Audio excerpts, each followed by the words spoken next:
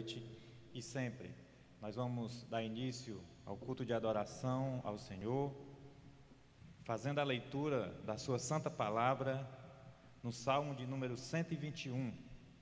Salmo 121 diz assim a santa palavra de Deus: Elevo os meus olhos para os montes, de onde me virá o socorro? O meu socorro vem do Senhor que fez o céu e a terra. Ele não permitirá que os teus pés vacilem, não dormitará aquele que te guarda. É certo que não dormita nem dorme o guarda de Israel. O Senhor é quem te guarda, o Senhor é a tua sombra à tua direita.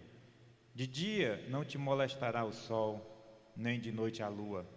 O Senhor te guardará de todo mal, guardará a tua alma. O Senhor guardará a tua saída e a tua entrada, desde agora para sempre. Louvado seja Deus. É diante desse Deus cuidadoso, protetor, fiel para com seus filhos, para com a sua igreja, que nos encontramos mais uma vez com esse propósito de adorar o seu santo nome, porque entendemos que verdadeiramente somente o Senhor é digno de receber toda a honra e toda a glória. Portanto, convido aos meus amados irmãos, minhas irmãs, para em uma oração fazer a dedicação da sua adoração nessa noite e peça que esta missão, que esta busca sua nessa noite não seja frustrada por nada, mas que nós possamos ter os nossos corações, nossas mentes voltadas para esse momento de comunhão uns com os outros, de comunhão com o Senhor, e Ele possa verdadeiramente se agradar do nosso louvor, da nossa adoração. Oremos a Ele em nome de Jesus. Louvamos e engrandecemos Teu santo nome, Senhor, porque é maravilhoso para nós, Teus filhos, Tuas filhas, podemos nos encontrar diante da Tua santa presença. É maravilhoso, Senhor, porque nós compreendemos que não somos dignos, Senhor, de tão maravilhosa bênção, porquanto somos tão pecadores, tão falhos, tão imperfeitos. E o Senhor nos recebe na Tua santa presença, Pai, como um pai recebe seus filhos, Pai. Portanto, queremos Te dedicar, devotar toda a nossa adoração, o nosso louvor, a nossa gratidão, porque o Senhor tem sido esse Deus fiel para conosco, fiel para com a Tua igreja, Senhor. Jamais tem nos desamparado, jamais, Senhor, tem nos abandonado. E como então, Senhor, poderíamos viver distante de um Deus tão maravilhoso? Por isso é que nós, os Teus filhos, por isso que a Tua igreja, mais uma vez, se reúne, por entender, Senhor, o quanto Tu és maravilhoso para conosco. Portanto, recebe, pois, Senhor, o nosso louvor, a adoração de um coração grato, porque Tu és maravilhoso para com cada um de nós. É em Cristo Jesus que nós oramos, pedimos e agradecemos. Amém. Louvemos ao Senhor. Hino de número 28, Tuas obras te coroam. Tuas obras te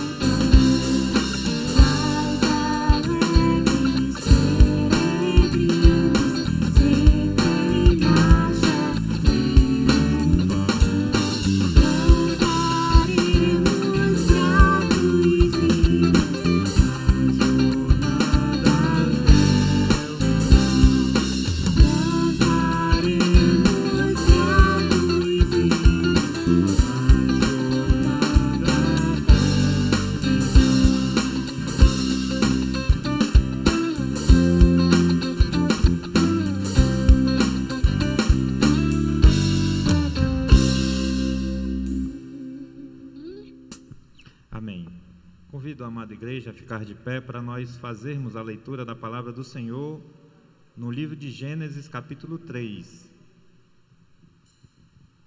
Gênesis, capítulo 3. Nós vamos ler do verso 1 até o verso de número 6.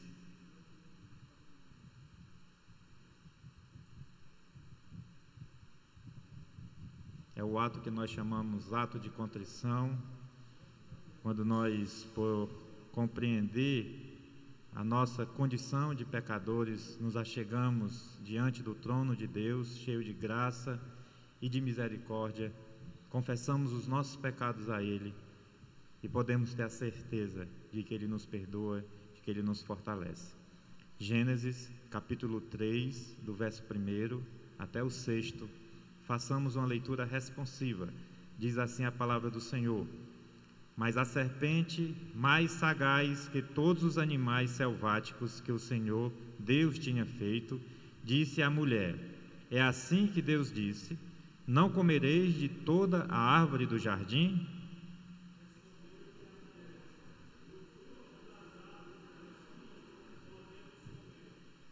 Mas do fruto da árvore que está no meio do jardim, disse Deus: Dele não comereis, nem tocareis nele, para que não morrais.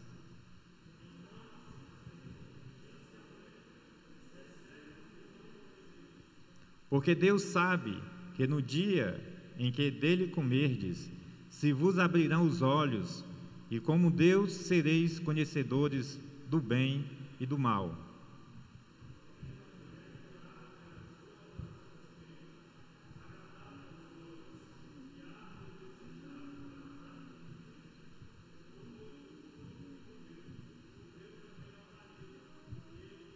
Até aqui, amados irmãos, podeis se assentar. É o texto da palavra de Deus que vai nos encaminhar para esse momento de contrição, de reconhecimento dos nossos pecados. É um texto que mostra, amados irmãos, amada igreja, o momento de toda a desgraça da raça humana, quando o homem, ali representado por Adão e Eva, desobedece a Deus. E a partir dali, o homem que vivia em harmonia com o seu Criador, vivia em harmonia com a sua família, vivia em harmonia com a natureza, quebrou toda essa harmonia. O homem morreu espiritualmente. O homem quebrou a sua relação com Deus. E dali em diante, meus amados irmãos, é que começaram a acontecer todas as desgraças da raça humana. A partir dali um irmão mata o outro, a partir dali começam as traições, a partir dali começa a avareza tomar conta do coração das pessoas, ainda fazendo menção desse período tão tenebroso que nós temos vivido desde o mês de março desse ano, com essa pandemia. Pode acreditar, meus amados irmãos, tudo fruto desse pecado original. Estava tudo no seu devido lugar, mas o pecado tratou de desarrumar a casa. Mas Deus, na sua infinita bondade e misericórdia, manda Jesus Cristo para nos resgatar da égide desse pecado. Mas o homem não pode reclamar de nenhum mal que lhe sobrevém, porque nós somos os próprios culpados dos males que atingem a sociedade, o mundo, até mesmo a nossa vida, a nossa trajetória. No livro de Lamentações, Jeremias, no capítulo 3, versículo 39, ele diz: de que deve o homem se queixar? Como quem diz assim, está reclamando de quê? De que é que você está reclamando dos problemas que sobrevêm na sua vida, na sua família? Essa sociedade está reclamando de quê? Queixe-se, diz o profeta. Queixe-se cada um dos seus próprios pecados. Porque o pecado é quem nos separa de Deus. O pecado é quem desarruma a nossa caminhada, a nossa vida. E por isso que nós temos que estar constantemente fazendo atos como esse aqui, de nos perceber como pessoas carentes, necessitados de estar sempre diante de Deus, pedindo o seu perdão, a sua misericórdia, a sua graça e reabilitação para a caminhada.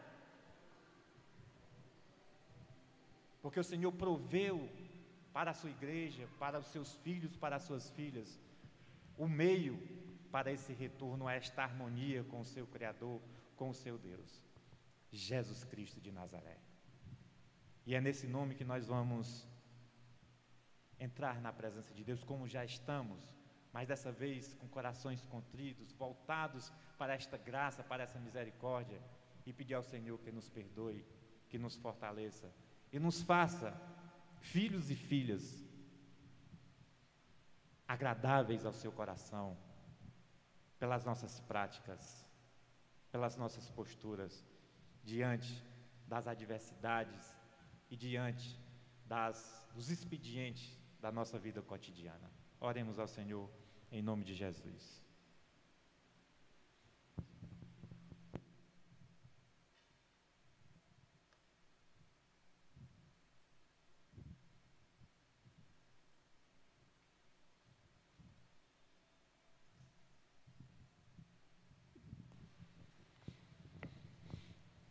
Louvamos o teu nome, Senhor, porque tu és rico em perdoar pecados, és rico em misericórdia, e é a tua palavra, Senhor, quem nos garante, é a tua palavra infalível, Senhor, que nos traz essa convicção, essa certeza. Quando o Senhor nos traz esta palavra de esperança, que se confessarmos os nossos pecados, o Senhor é fiel e justo para nos perdoar os pecados e nos purificar de toda injustiça. Não nos deixa, Senhor, jamais ficar insensíveis, Senhor, diante da nossa condição e deixar que as nossas vidas prossigam, caminhem, Senhor, sob a égide do pecado. Nos abre, Senhor, os olhos para enxergarmos que esta situação, Senhor, não precisa mais ser assim, porque o Cordeiro de Deus que tira o pecado do mundo nos foi dado, Senhor. Estamos próximos, Senhor, de comemorarmos a data maravilhosa quando o teu Filho veio ao mundo, Senhor, para ser esse Cordeiro pascal, que seria imolado, sacrificado, em favor, Senhor, da reconciliação nossa com o nosso Deus. E que não seja, Senhor, mais simplesmente uma data, mas que nós possamos verdadeiramente nos reconciliar com o Senhor, nos voltarmos para Ti, Senhor, e enxergarmos nos dias maus, enxergarmos, Senhor, diante de tantas adversidades, Senhor, a Tua graça, Senhor, que caminha lado a lado com cada um de nós. Te louvamos porque isso é graça. Que merecimento teríamos nós, Senhor, de recebermos tamanha salvação?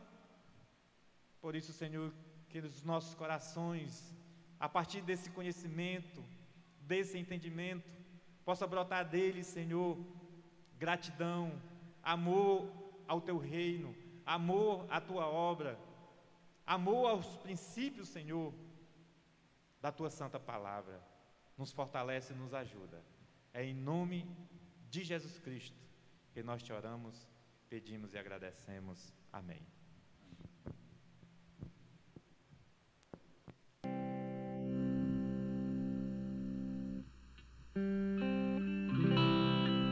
Que a cada momento o Senhor possa nos guiar.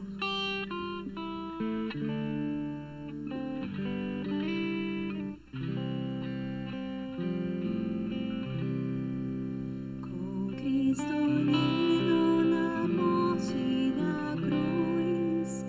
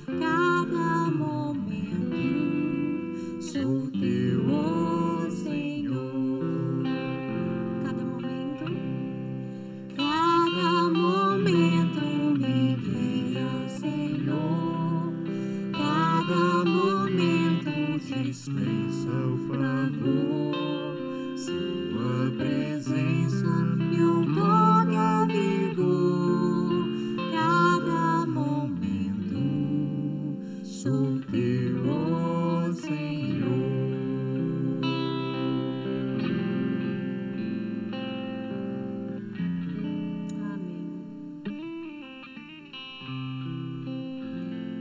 Peço à igreja a ficar de pé.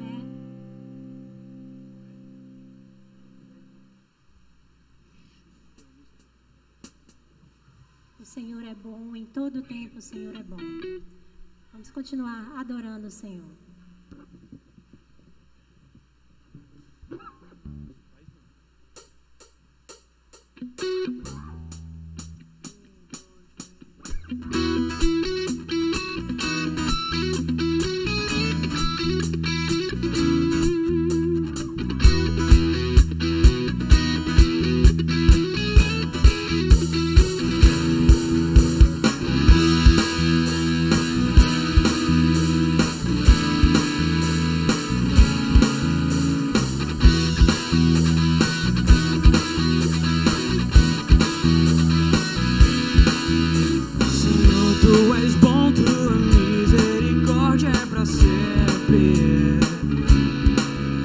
Senhor,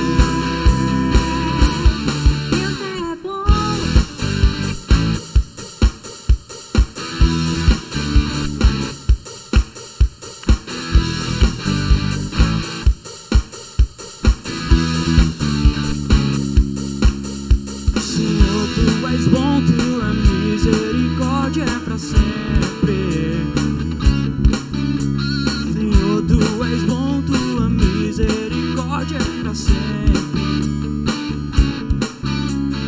Todos os povos te exaltarão, de geração em geração te adorarei. Aleluia, aleluia, te adorarei. Tudo que é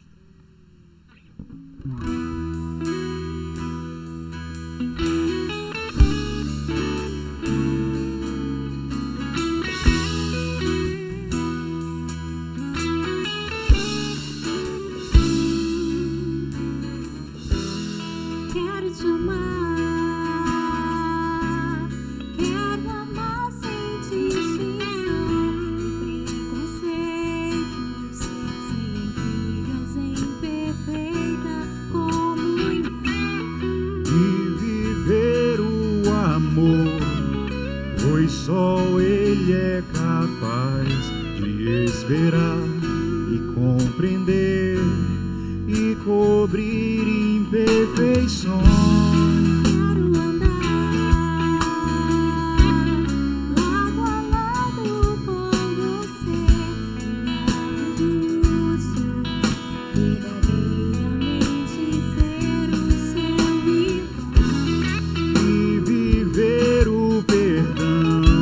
Vem de Deus pra nos unir em um só corpo no Senhor. Ele une a você e nos faz perceber que esse amor vem de Deus. Ele nos deu o dom de amar para compartilhar e estar pronto a ajudar, obedecendo a Deus, que nos ensinou amor.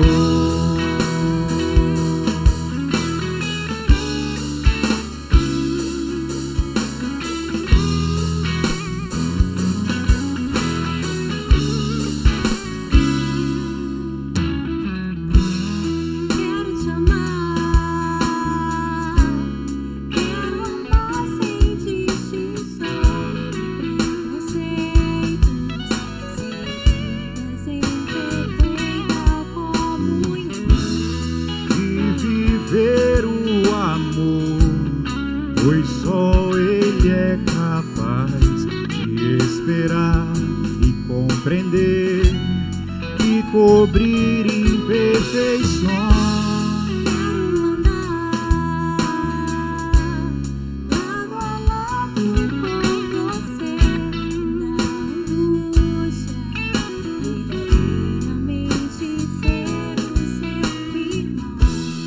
E viver o perdão que vem de Deus pra nos unir em um só corpo no Senhor. Ele une a você e nos faz perceber que esse amor vem de Deus. Ele nos deu o dom de amar para compartilhar e estar pronto a ajudar, obedecendo a Deus, que nos ensinou amor.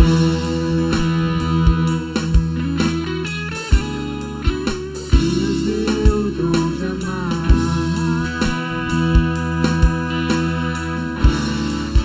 que nos ensinou amor.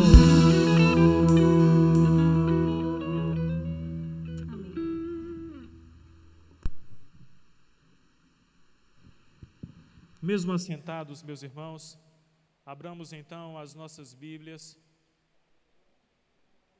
em Romanos, no 6º capítulo. Romanos, no 6º capítulo, mesmo assentados, mas reverentes, ouçam com atenção a leitura da palavra do Senhor.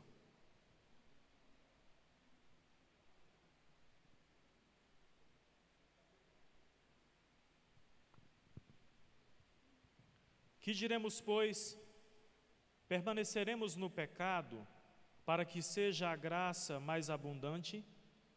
De modo nenhum. Como viveremos ainda no pecado, nós os que para ele morremos?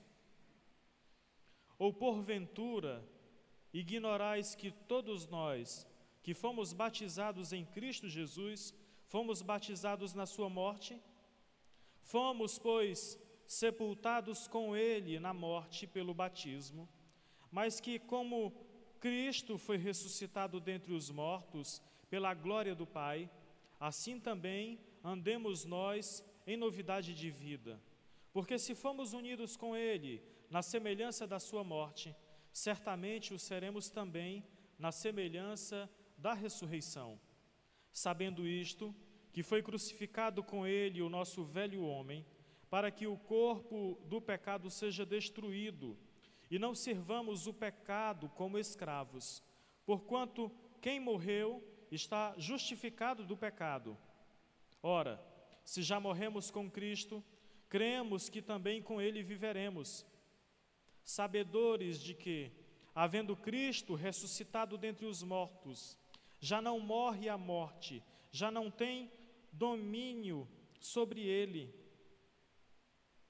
Pois, quanto ter morrido de uma vez para sempre, morreu para o pecado, mas quanto a viver, vive para Deus.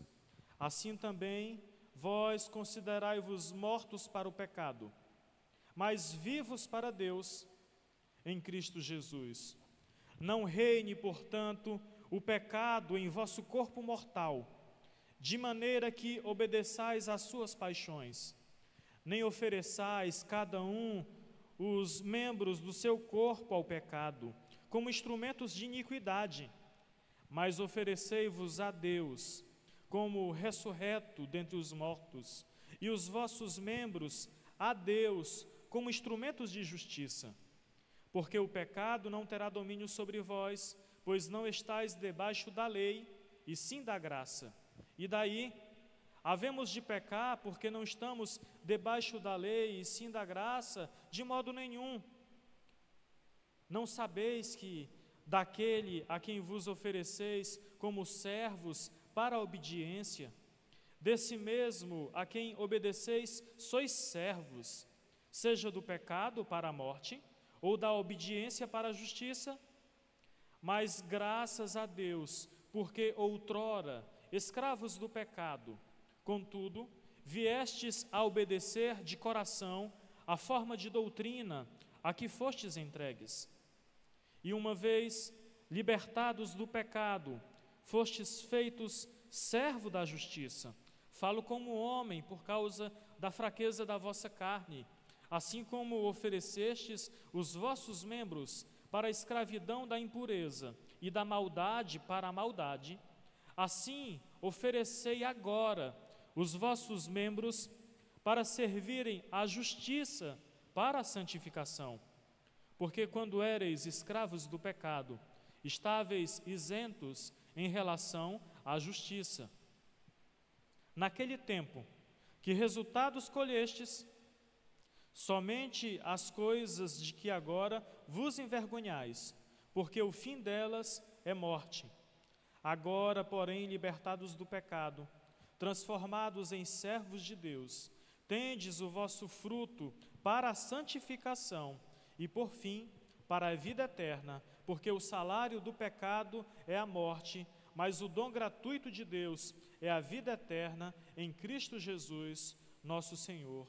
Oremos então a Ele, curvemos então as nossas cabeças e falemos com o Senhor em oração, pedindo a sua graça, pedindo o seu cuidado, pedindo que o Santo Espírito de Deus fale conosco, ministre a sua santa palavra aos nossos corações. Senhor, nós louvamos o Teu nome, Te adoramos, Te exaltamos em culto ao Senhor.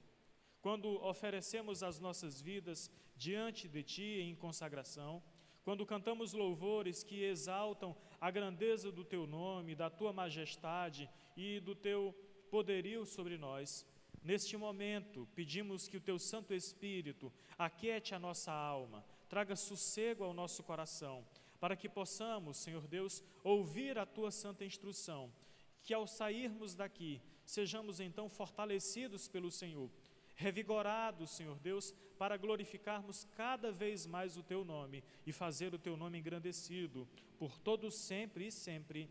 Amém.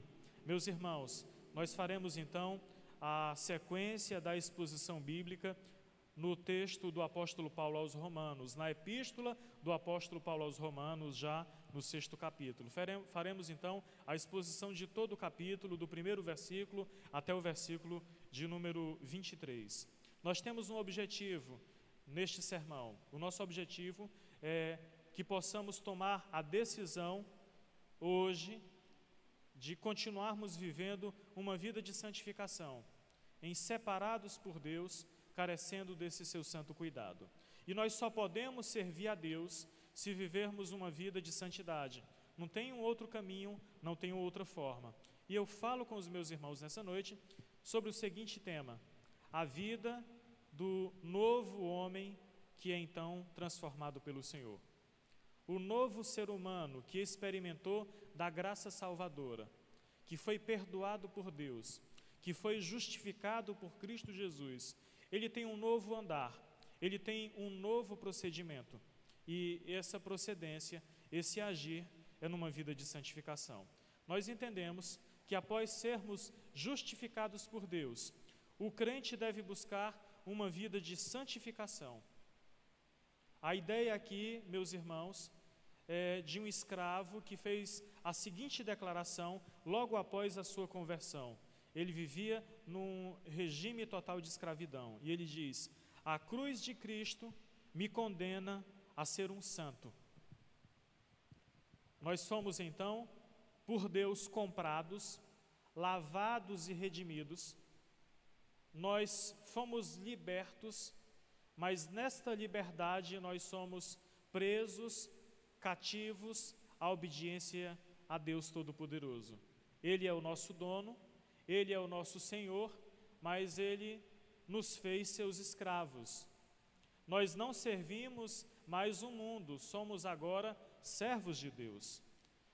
A santidade é uma ordem dada por Deus desde os tempos antigos. Levítico capítulo 11, versículo 45, Efésios capítulo 5, verso 8, Colossenses capítulo 3 e 12, nós temos então o registro dessa exigência de Deus para com seu povo, uma vida de santificação. Quando nós falamos sobre santificação, quando falamos sobre santidade, o que vem à nossa mente, em primeiro lugar, por conta da nossa bagagem, por conta da nossa cultura de tradição católica romana, são os santos da igreja. E aquela ideia de que santo não tem nenhum pecado, santo vive uma vida outra, numa outra dimensão. A ideia de santo na Bíblia é separado para uma finalidade. Deus nos chamou, Deus nos separou para vivermos uma vida em obediência ao seu santo nome, em louvor ao seu santo nome, e Ele nos separou com essa finalidade de glorificarmos o santo nome de Deus. Deus quer que todos os cristãos se santifiquem. 1 aos Tessalonicenses, capítulo 4, versículo 3, nós fomos eleitos para ela, Deus nos elegeu para vivermos uma vida de santificação, conforme vemos em Romanos, capítulo 8, versículo 29, e também Efésios, capítulo 1, versículo 4. E somos chamados à santificação. 1 aos Tessalonicenses, capítulo 4, versículo 7, 2 Timóteo, capítulo 1, versículo 9. Nós devemos buscar a santificação. Hebreus, capítulo 12, versículo 14, e permanecer numa vida de santificação por todo sempre. Apocalipse, capítulo 22, versículo 11. Nós só podemos servir a Deus em santidade de vida. Não tem um outro caminho. Esta é uma exigência de Deus para todos os cristãos, que vivamos uma vida de dedicação a Ele. Lucas capítulo 4, do verso 1 ao versos 74 e 75, onde todo crente é preparado para a obra de Deus por meio da santificação. Um pregador do passado muito famoso, por nome de John Wesley, ele disse: eu quero que vocês me deem 100 homens que não tenham medo de nada, a não ser do pecado, e nada mais desejem senão a Deus, e não importará se eles são clérigos ou leigos. Eu garanto a vocês que eles sacudirão as portas do inferno e edificarão o reino de Deus sobre toda a terra. Uma paráfrase a esse pensamento de John Wesley seria: o mundo está por conhecer o que Deus pode fazer na vida de um homem e de uma mulher que resolver devotar a sua vida a Deus em santidade e numa busca de total submissão a Deus Todo-Poderoso. Meus irmãos, após falar sobre a santificação na vida do crente, o apóstolo Paulo fala então que este novo homem em Cristo, ele tem que viver uma vida nova. É impossível para aqueles que experimentaram da graça salvadora de Deus viverem com as mesmas práticas, viverem então com o mesmo proceder, com as mesmas atitudes. Nós dividimos o sermão nesta noite em 3 pontos. A primeira parte, eu falarei sobre os versos 1 até o versículo 10º. Sabei que estamos mortos nos nossos delitos e pecados, mortos para o pecado, mas vivos para Deus. A segunda parte do sermão, eu falarei a partir do versículo 11, onde o apóstolo Paulo trata da sentença: considerai-vos mortos para o pecado e vivos para Deus. E a terceira parte, dos versículos 12 até o final do capítulo, o versículo 23, que é: oferecei-vos a Deus. E eu começo a primeira parte deste sermão dizendo que os inimigos do apóstolo Paulo, eles insinuavam que o evangelho pregado pelo apóstolo tornava inútil a prática das boas obras e incentivava a prática do pecado. Até hoje, as pessoas têm uma compreensão equivocada da doutrina da predestinação. Muitos, por não compreenderem, eles entendem que uma vez salvo, salvo para sempre, correto, mas muitos acham que uma vez que foram salvos por Deus, podem viver de qualquer modo, podem viver de qualquer maneira. Em momento nenhum, as Sagradas Escrituras nos falam sobre isso. Muito pelo contrário, o apóstolo Paulo aqui, sendo acusado pelos seus inimigos, ele diz da seguinte forma: aquele que foi salvo por Deus, aquele que recebeu o dom gratuito da salvação da sua alma, confiante naquele que o fez. Nós lemos hoje pela manhã, no texto de João, que aquilo que o Pai deu ao Filho, que está sobre as suas mãos, ninguém pode tomar. Aqueles a quem Deus salvou, o Espírito Santo de Deus fará a boa obra e completará essa boa obra até o grande dia, onde teremos os nossos corpos transformados e seremos então glorificados. A boa árvore produz bom fruto. Aqueles que foram transformados pelo Senhor produzem então frutos dignos de arrependimento. Por isso, o apóstolo Paulo, ele inicia o seu assunto com 2 perguntas. E ele pergunta: que diremos, pois?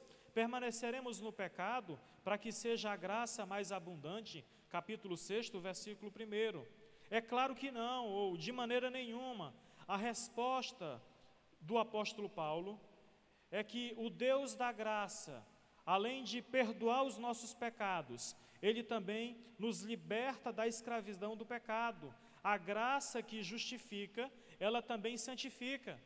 Aqueles que foram transformados por Deus recebem então um cuidado de Deus Todo-Poderoso, e a promessa é que o Espírito Santo de Deus estaria conosco todos os dias da nossa vida, porque a caminhada é difícil, os dias são maus. Os discípulos do Senhor perguntaram: Senhor, para onde nós iremos? Porque só o Senhor é que tem as palavras da vida. É a promessa de Deus: aquele que fez a boa obra na nossa vida, Ele é fiel para nos acompanhar e não permitirá que os nossos pés vacilem. Para nós vivermos então a nova vida de santidade, nós precisamos saber, ou então compreender, algumas verdades fundamentais.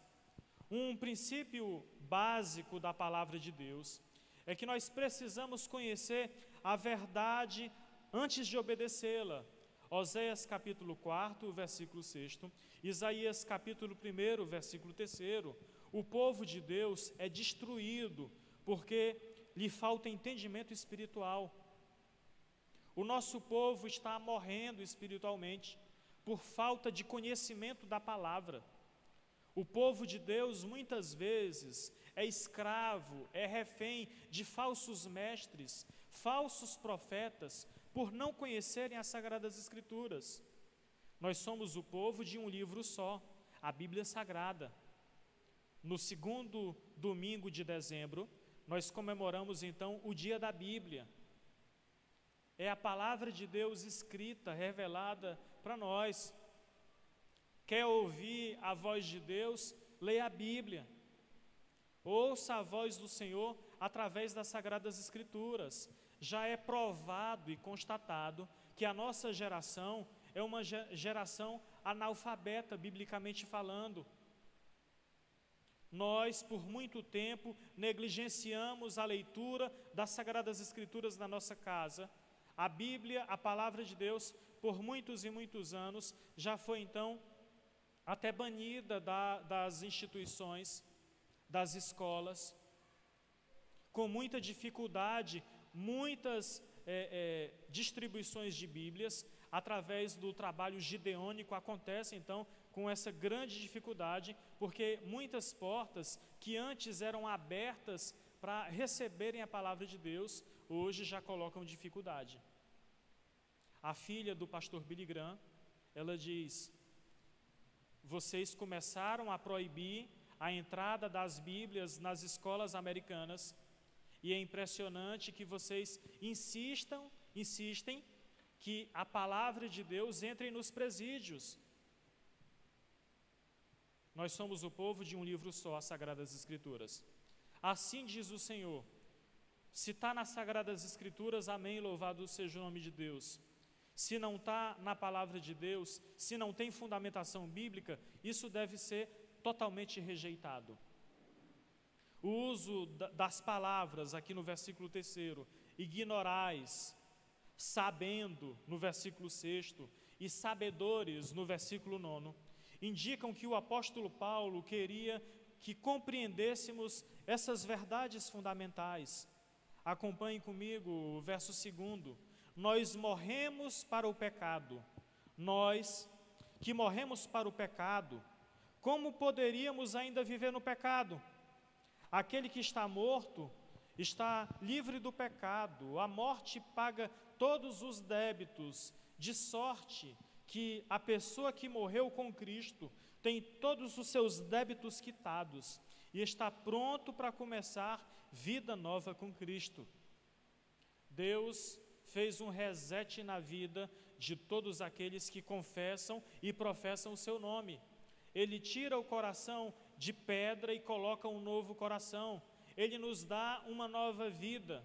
As coisas velhas já não são mais contadas, porque Cristo pagou o preço que nós não poderíamos pagar. E ainda no versículo 3, nós fomos batizados na morte de Cristo.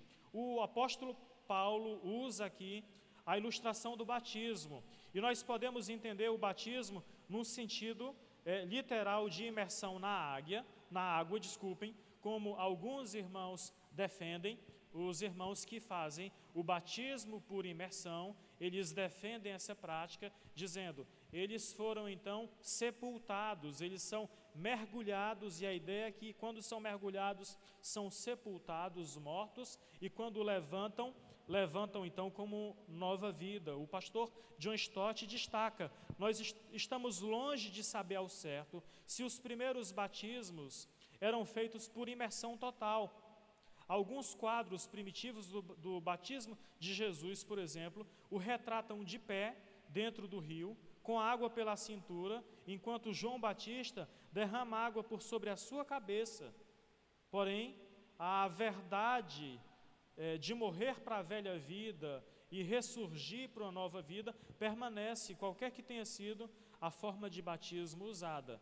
Nós, na Igreja Presbiteriana, utilizamos a prática do batismo por aspersão, por jogar água por sobre a cabeça, porque nós entendemos que era assim que os judeus aspergiam as suas camas, aspergiam os objetos, e nós entendemos que nessa continuação permaneceria do mesmo jeito. Imagina só como seria então o batizar, a não ser por aspersão, de uma multidão de 3.000 pessoas, depois de 5.000 pessoas, após um terremoto, onde a estrutura toda treme. Então nós temos na própria palavra do batismo essa indicação que está mais apontado para aspersão do que própria imersão.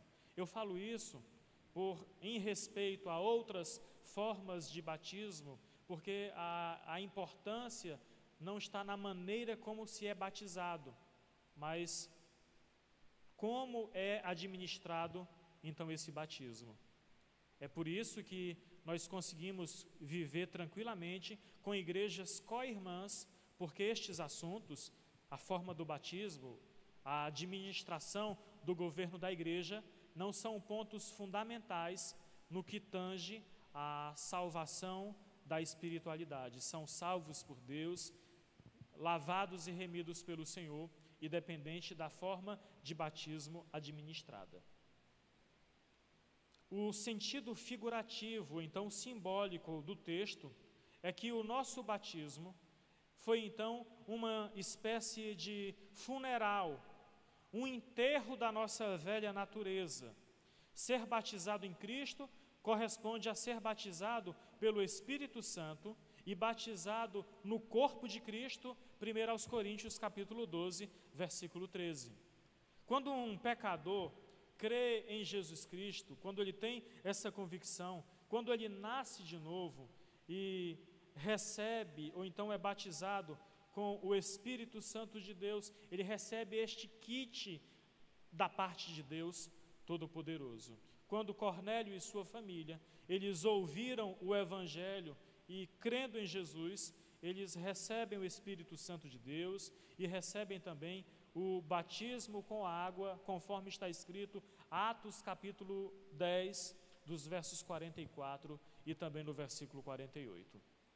Dos versículos 3 até ao versículo 5, nós fomos mortos, sepultados e ressuscitados com Cristo. O apóstolo Paulo, ele insiste aqui que o cristão não deve viver pecando por causa da nossa união com Cristo. O pecado na vida do cristão é um acidente de percurso. O pecado na vida do crente não é uma constância. Nós continuamos pecando, mas nós não temos prazer no pecado.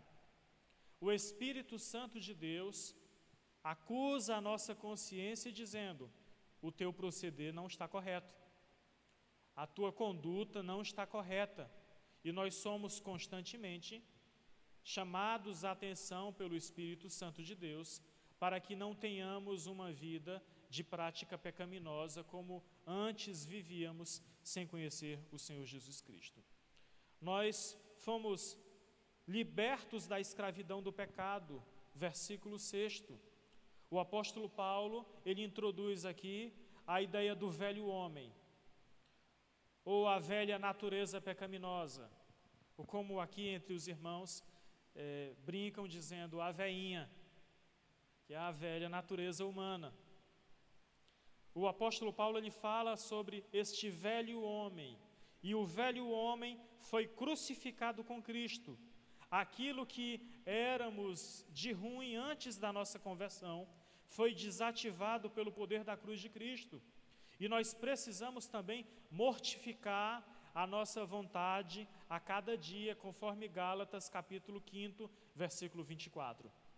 O pastor batista Charles Spurgeon, conhecido como o príncipe dos pregadores, ele dizia: eu pensei que o velho homem tinha morrido nas águas do batismo, mas eu me enganei, eu não sabia que o velho homem sabia nadar.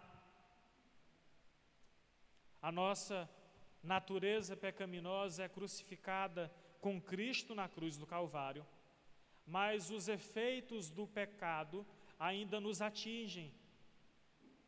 E nós só seremos libertos na sua totalidade naquele grande dia que Deus voltará para buscar o seu povo.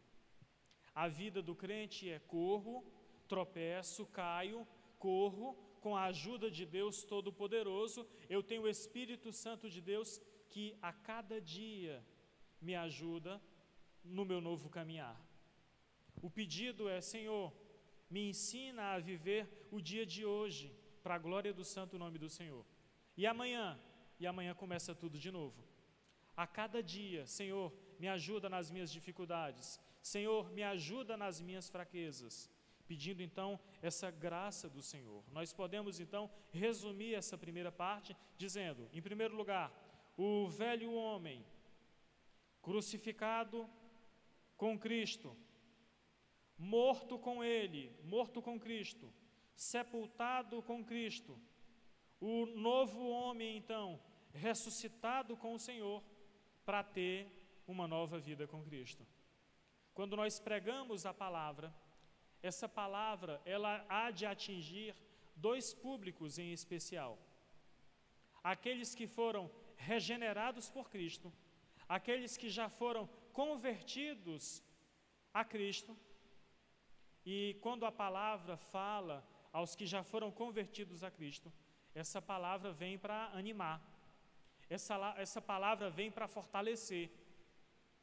E a palavra, quando pregada para este outro público, aqueles que ainda não tomaram a sua decisão por Cristo, aqueles que ainda não professaram a sua vida por Cristo, essa palavra que traz conforto e salvação, essa palavra também traz juízo e também traz condenação.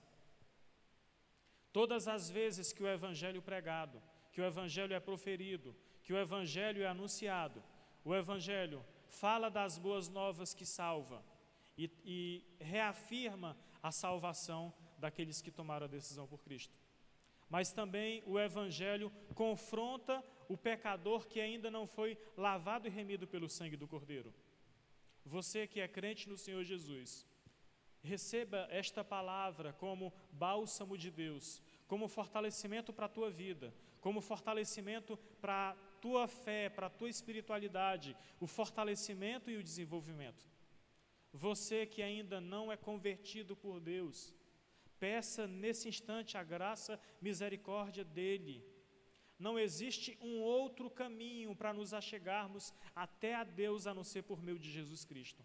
Esse é o Evangelho. Arrependam-se dos seus pecados e vivam a novidade de vida. Vai chegar um tempo em que não vai mais dar tempo, e Deus vai chamar o seu povo, todos os povos, gente de todo canto, e aí as pessoas que foram lavadas e remidas pelo Cordeiro ouvirão: bem-aventurados, sejam bem-vindos, benditos do meu Pai. E aqueles que ainda não professaram a sua fé em Cristo, o Senhor Jesus Cristo vai falar: afastem-se de mim, eu não vos conheço, o destino de vocês é o lago de fogo de enxofre. E aí eu tenho que dizer essa palavra: eu não conheço todos vocês, eu não sei quantos tomaram a decisão por Cristo e a fizeram de coração. Quando nós falamos tomou a decisão por Cristo, aceitou a Jesus Cristo, é só um vício de linguagem, porque nós entendemos que não somos nós que o aceitamos, é Ele que nos aceita. Não somos nós que escolhemos a Cristo, é Ele que nos chama. Então, quando eu falo dessa forma, é tão somente um vício de linguagem para que os irmãos entendam e compreendam. Eu não sei quanto tempo você está aqui na igreja, se você participa dos cultos, se você participa das atividades, participa então dos nossos retiros, mas eu não sei se você ainda não tomou a decisão por Cristo, se você ainda não professou a sua fé. A situação está complicada, a situação está difícil, e não tem um outro meio de se achegar a Deus a não ser reconhecendo Jesus Cristo como único e suficiente Salvador. Nós não fazemos apelo, nós não temos essa prática do apelo emocional, do apelo apelativo, mas dentro do sermão, nas aplicações do sermão, nós devemos fazer isso. Então, não é se você frequenta a igreja, se você é afiliado à igreja, mas se você já tomou a decisão por Cristo. Por isso que nós temos que pregar o Evangelho todo, mostrar os dois lados da moeda, pregar o Evangelho também para os nossos filhos, porque acaba que os nossos filhos nascem na igreja e a gente pergunta, eles já foram convertidos ou estão acostumados a esse ambiente que lhe é familiar, que desde que nasceram estão aqui na igreja? Isso a gente tem que pensar também. Os filhos dos crentes, que são filhos da promessa de Deus, precisam também reconhecer, não só receber o batismo, mas também professar a sua fé em Cristo. Porque senão os meninos, eles estão apenas condicionados ao ambiente de igreja, como em outros lugares os meninos se acostumam também com tudo. Uma criança que nasce numa família de motociclistas, ele desde cedo se acostuma com o barulho das motos. E aí a pergunta é assim, você está acostumado com o ambiente de igreja? Você gosta de participar das atividades da igreja? Quando você falta no domingo, você sente falta da comunhão com Deus, da comunhão com Cristo, da comunhão com os irmãos, de fato, num culto a Deus, ou você já está acostumado com esse ambiente? As aplicações são, nós aprendemos que a justificação pela fé conduz o crente a uma vida de santificação e não a uma vida de pecado. E aí nós temos que constantemente nos policiar. Então, eu que sou lavado e remido pelo sangue do Cordeiro, eu não posso falar palavrão, não por conta da questão ética e moral, mas porque a minha boca tem que falar aquilo que o meu coração está cheio. Eu não posso viver uma vida de trapaças, uma vida de mentira, porque aquilo que pertencia ao velho homem ficou lá. Então, se a nossa vida, se a minha vida, a sua vida, não é vida produzindo bons frutos, nós temos que orar a Deus dizendo, Senhor, muda a história da minha vida. Antes eu te conhecia de ouvir falar, mas agora eu quero experimentar uma vida diferente, uma vida de intimidade com o Senhor. Nós aprendemos que os verdadeiros crentes estão unidos com Cristo e em sua morte e em sua ressurreição, para vivermos então uma vida nova, uma vida diferente, não pode ser do mesmo jeito. Se está vivendo do mesmo jeito que vivia antes, tem alguma coisa errada. E por fim, nesse primeiro bloco, nós aprendemos que toda pessoa justificada por Deus não é mais escrava do pecado. Nós somos pecadores, mas nós não somos escravos do pecado. É bem parecido com uma pessoa que é alcoólatra. Bebe todo dia e diz, eu não sou alcoólatra, tem tantos anos que eu bebo todos os dias, mas eu não sou alcoólatra. No dia que eu quiser parar, eu paro. No dia que eu quiser deixar, eu deixo, mas faz isso por uma vida toda. Deus nos chamou, nos comprou com sangue precioso, para não sermos mais escravos do pecado, e sim escravos de Deus. Meus irmãos, a segunda parte do texto, agora no versículo de número 11. Considerai-vos mortos para o pecado e vivos para Deus. Na primeira parte nós falamos, sabei que estamos mortos para o pecado e vivemos para Deus. E agora o outro verbo que ele destaca, que é considerai-vos mortos para o pecado. O verbo considerai está no presente do imperativo. E isso significa reconhecer, levar em conta. Deus quer que nos apropriemos da verdade, de que estamos mortos para o pecado e vivos para Ele. E nisto não é simplesmente um sentimento, mas uma ação de acordo com a palavra de Deus. Colossenses capítulo 3, do primeiro versículo até o versículo 4, quando nós temos dois aspectos destas implicações, um aspecto negativo e um aspecto positivo. Nós estamos mortos para o pecado, aspecto negativo. Quem está morto perdeu qualquer tipo de relação e ligação para o pecado. Estamos livres do poder do pecado. O crente deve manifestar em seu viver, no seu viver diário, que ele não tem mais vínculo com o pecado. Não mais eu, mas Cristo vive em mim. Eu não faço mais parte dessa instituição. Eu carrego dentro do meu corpo o pecado. Nós somos filhos de Adão, mas a diferença é que somos lavados e remidos pelo Senhor. Eu não estou falando em ausência do pecado, mas em luta contra o pecado. E o aspecto positivo do negativo é mortos, mas nesse aspecto positivo, vivos para Deus, vivos para Deus na pessoa de Jesus Cristo. E esta vida, ela está escondida em Cristo. Colossenses capítulo 3, versículo 3. A ideia de escondida em Cristo é: quem quiser me achar, tem que procurar Cristo. Um homem de Deus, estudioso da palavra, disse o seguinte: o coração de uma mulher, ele trazendo essa palavra para uma irmã que estava muito preocupada quanto ao seu futuro, porque ela estava vivendo muito tempo sem encontrar uma pessoa que Deus tinha preparado para ela.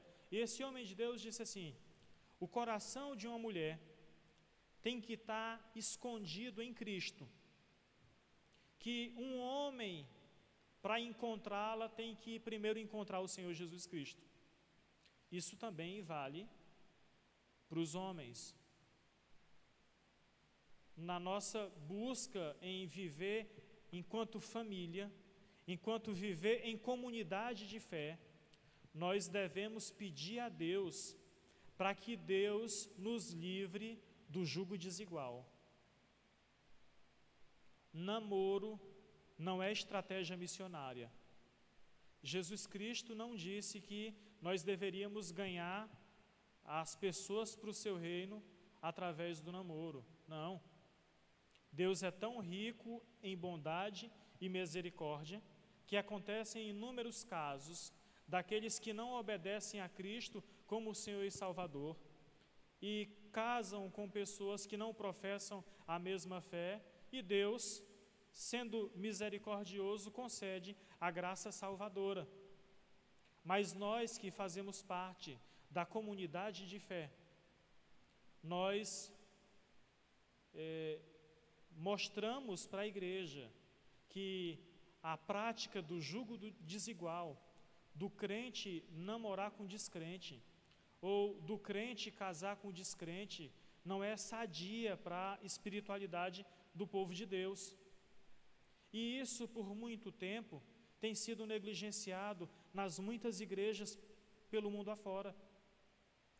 A orientação dos homens de Deus é: vai na minha terra, na minha parentela, e busque no meio do meu povo gente temente ao Senhor. Muitos casamentos, muitos relacionamentos sofrem por conta de jugo desigual. Busque a Deus, peça a Deus a graça e o cuidado do Senhor. Ele tem cuidado de vários aspectos da nossa vida. Se você pedir a Deus essa graça, Ele há de ser de misericordioso com a tua vida. Peça a Deus, ore pela sua conversão, ore pela conversão da sua casa, do seu marido, da sua esposa, daqueles que ainda não obedecem ao Senhor, porque Deus vai voltar para buscar o seu povo, Deus vai voltar para buscar a sua igreja, e um dia todos nós partiremos. E morrer sem Cristo é garantia de ida para o inferno. Não é conversa de pastor, não é conversa de crente, mas é a realidade.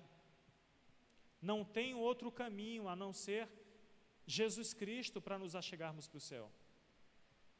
E eu sei que isso é muito comum na nossa família. Nós temos muitos dos familiares que não obedecem a Cristo como Senhor e Salvador de suas vidas. E nós insistentemente pregamos o Evangelho. Nós pregamos com amor, mas nós não deixamos de anunciar o Evangelho, mesmo que esse Evangelho venha ferir ou venha machucar. O Senhor Jesus Cristo conta então a parábola do rico e do Lázaro, e o rico, quando é morto e está num lugar de sofrimento, ele pede: deixa eu voltar e falar que existe um outro lado não conhecido para os meus familiares. E Deus diz: não, lá na terra eles têm a lei, eles têm Moisés, eles têm os profetas, e é responsabilidade nossa a pregação do Evangelho. Deus te colocou na família que você está, no ambiente de trabalho que você está, porque Ele quer te usar para pregar o Evangelho de Deus. E o Evangelho não é light. O Evangelho não é um Evangelho Nutella, não. Não tenha medo de falar a verdade. Se as pessoas rejeitarem o Evangelho, eles não vão estar rejeitando a você, eles vão estar rejeitando o próprio Cristo. E você não pode deixar de anunciar o Evangelho, porque Cristo cobrará de você o sangue daqueles que forem para o inferno e não tomarem uma decisão pelo Senhor Jesus, sem ouvirem o anúncio do Evangelho. Isso é seríssimo. É minha responsabilidade, é sua responsabilidade pregar o Evangelho. Pregar o Evangelho para a salvação e também o Evangelho para a condenação. É todo mundo que vai para o céu? Não. É todo mundo que vai para o inferno? Também não. Mas tem gente que vai para o céu e tem gente que vai para o inferno. E nós temos que pregar o Evangelho. Pregue o Evangelho. Não tenha medo, não. Tenha medo da pessoa ir para o inferno e não ter ouvido a pregação do Evangelho de Deus. A responsabilidade, a omissão será sua, será minha se eu não o fizer. Deus os chamou para estarmos vivos com eles, escondidos em Cristo, porque Jesus Cristo é a vida, eu sou o caminho, a verdade e a vida. Trata-se de uma vida espiritual que é descrita como uma novidade de vida. Jesus nos chamou para viver uma vida nova, deixando as coisas para trás, e eis que tudo se fez novo. Uma novidade de vida, Romanos capítulo 6, versículo 11. E sendo para Deus, nós vivemos para servir a Deus, Romanos 12, versículo 1. Antes nós éramos escravos de Satanás, hoje nós somos escravos de Deus. Antes a nossa vida era para obedecer às nossas próprias vontades, às nossas próprias paixões, hoje nós vivemos para Deus. E aí eu chego então, meus irmãos, em algumas aplicações. Nós devemos nos considerarmos mortos para o pecado e entendermos que nós devemos buscar em Deus a ajuda necessária. Nós devemos nos considerar vivos para Deus e entendermos que essa motivação nos deve levar a uma vida de consagração a Ele. Antes nós pertencíamos ao diabo, hoje nós pertencemos a Deus, que nos comprou com sangue precioso. Quem servia ao inimigo antes, o dinheiro que gastava com as bebidas, gastava na busca do seu próprio prazer, agradando o inimigo, e agora que nós vivemos para Deus, os nossos dons, talentos e recursos é para a glória de Deus tão somente, para fazer com que o nome de Deus seja engrandecido. E por fim, na terceira parte do texto, que vai dos versos 12 até o versículo 23, oferecei-vos a Deus. O verbo aqui, oferecer, aparece 5 vezes nesse trecho. Romanos capítulo 6, versículos 13, 16 e 19, são 5 vezes que o verbo oferecer aparece aqui nesse trecho. O significado é colocar-se à disposição de alguém ou apresentar-se como sacrifício, Romanos capítulo 12, versículo 1. Trata-se de um ato de consagração, de uma entrega a Deus para uma vida de santificação. O que Deus pede é, devemos então viver uma vida em oferecimento para Deus. Não para nós mesmos, mas para Deus Todo-Poderoso. E aí o apóstolo Paulo, ele faz a divisão em 3 perguntas. Oferecer a quem? Oferecer o quê? E oferecer por quê? Oferecer a quem? O apóstolo Paulo, ele é claro e direto. Não ao pecado, mas a Deus. Vejam o que diz o versículo 13. Nem ofereçais cada um os membros do seu corpo ao pecado, como instrumentos de iniquidade, mas oferecei-vos a Deus como ressurreto dentre os mortos, e os vossos membros a Deus como instrumentos de justiça. Versículo 13. Oferecer a quem? Não ao pecado, mas a Deus.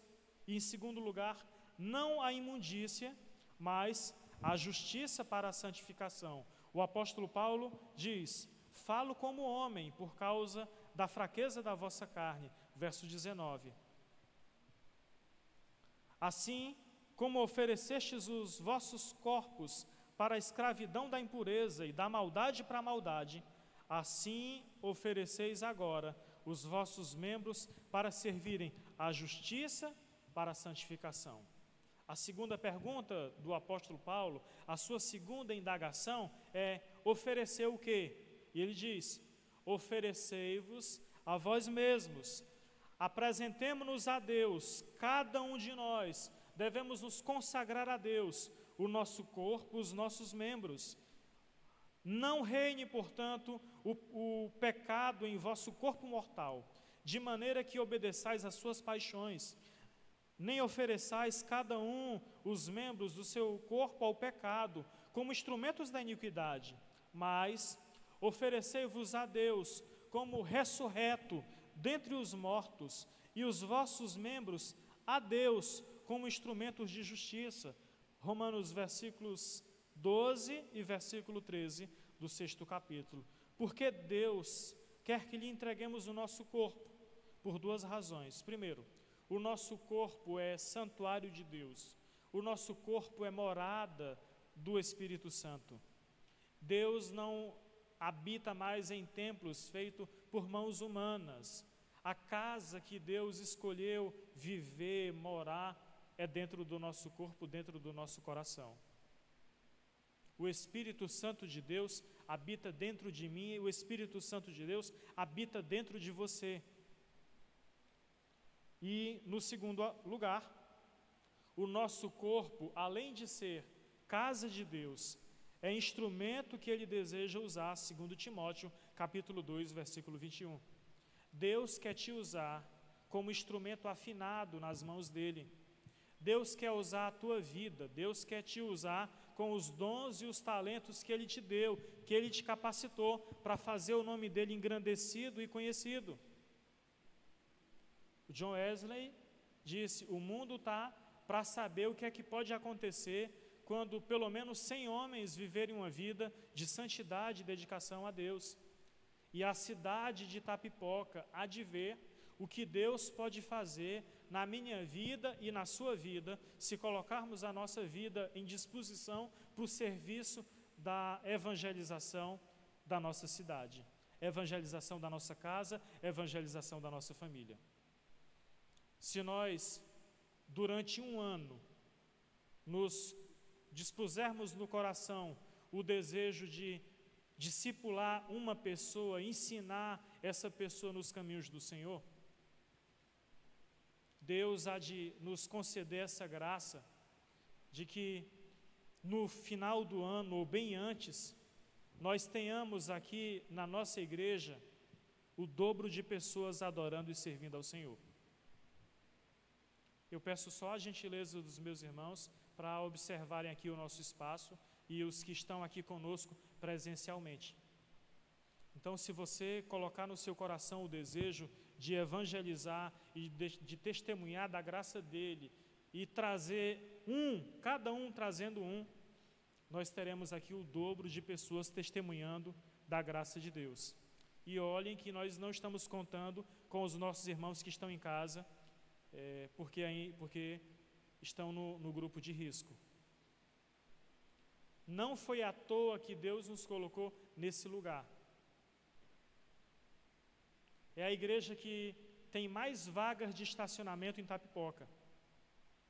Mas não tem perigo mesmo, de jeito nenhum, de você vir com o seu transporte e não ter onde estacionar. E Deus é tão bom que colocou a nossa igreja de frente ao estacionamento. Eu sei que o homem do estacionamento, vez por outra, os irmãos já tentaram em negociar com esse homem, e aí o homem não abre de jeito nenhum para ser instrumento de bênção na vida do crente. Aí Deus vai e manda um servo dele que é um bom negociador. E eu tenho fé em Deus, meu irmão, que para a glória do nome do Senhor, quando nós estivermos com a disposição do nosso culto em receber as pessoas do jeito que vivíamos antes, para a glória do nome de Deus, Deus vai nos dar a graça para a gente ver ainda essa rua cheia de carro, de moto, e esse estacionamento cheio de carro e de moto, cheio de crente, para vir louvar, adorar e exaltar o nome do Senhor. Ele é grandioso para fazer isso. A gente não pode ter medo de número, não. Mas, pastor, nós vamos manter a qualidade, mas nós vamos pedir a Deus para que Deus também aumente o número dos salvos. Você não está orando para a sua família se converter? Você não está orando para quem não é crente da sua casa venha ser crente? E você vai querer que esse povo congregue aonde? Não é aqui na igreja? Então, se você ora por isso, pelo crescimento numérico também da nossa igreja, eu peço para que você continue nessa prática de oração.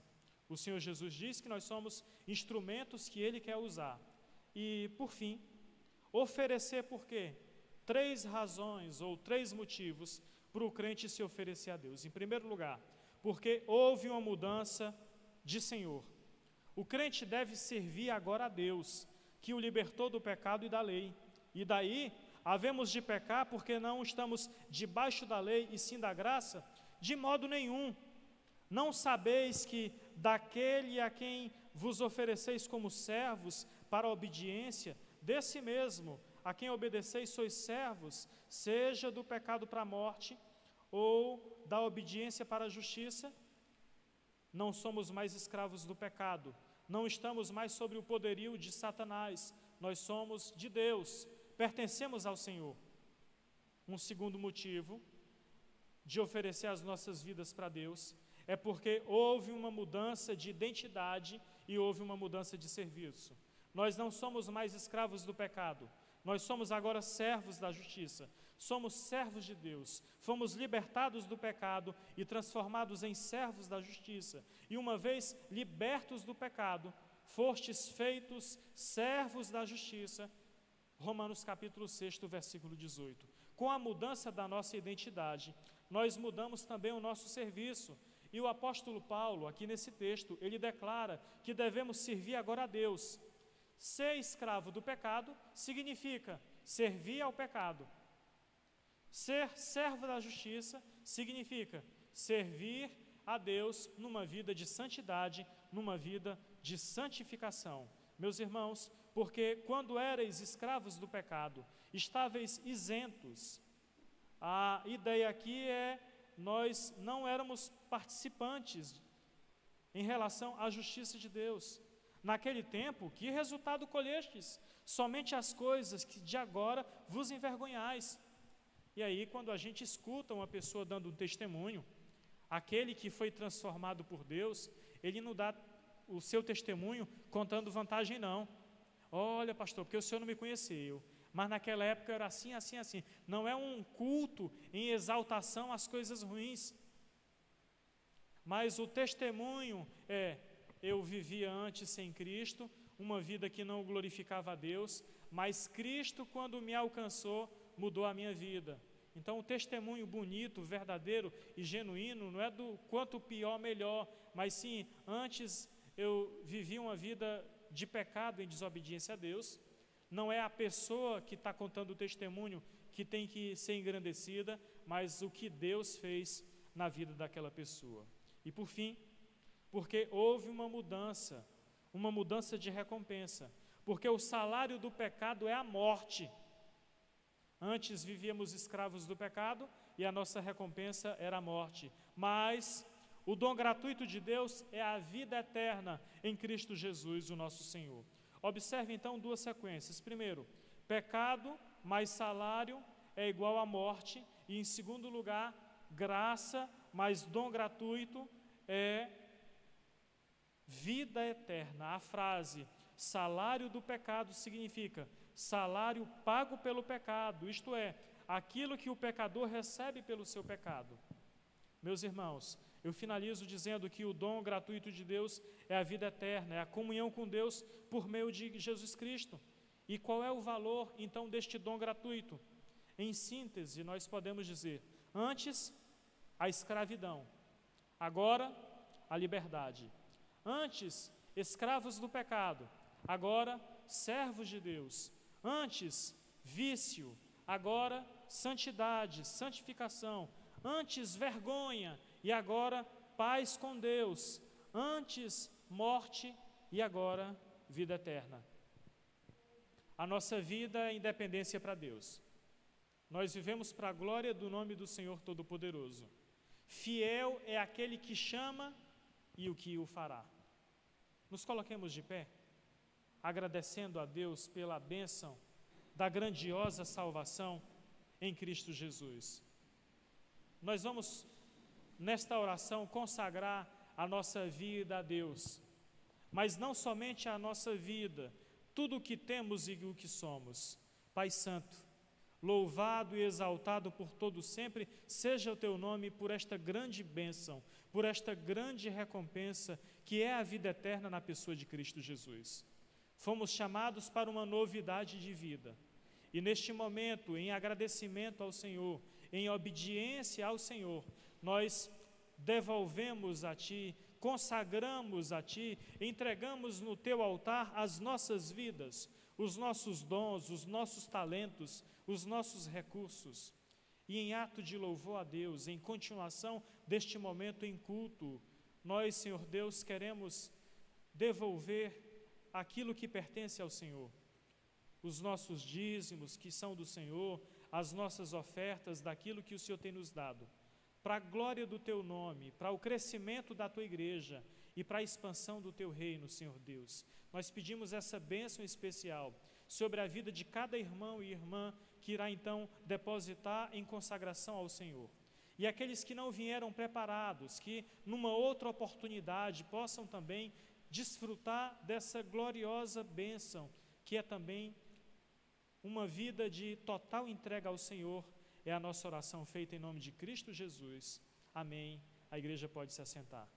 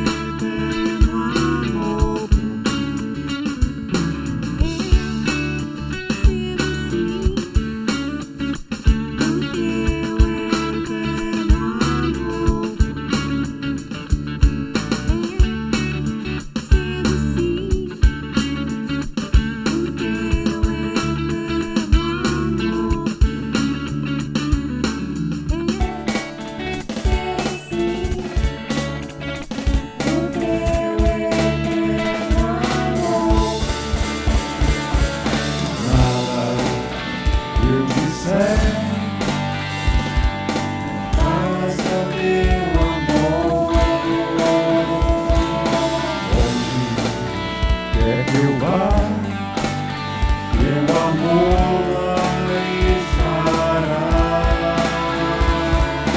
Nada que eu fizer te fará me amar mais. Teu amor é um dom, eu só tenho que aceitar.